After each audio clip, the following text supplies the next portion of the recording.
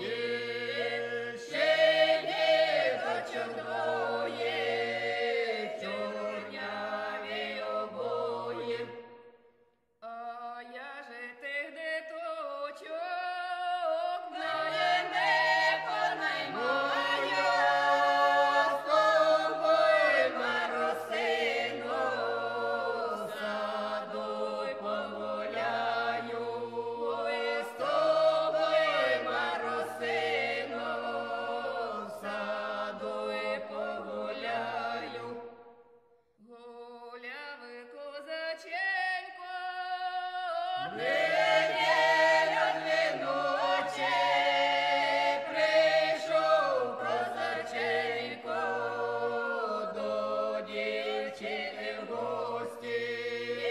Прийшов козаченько до дівчини в гості.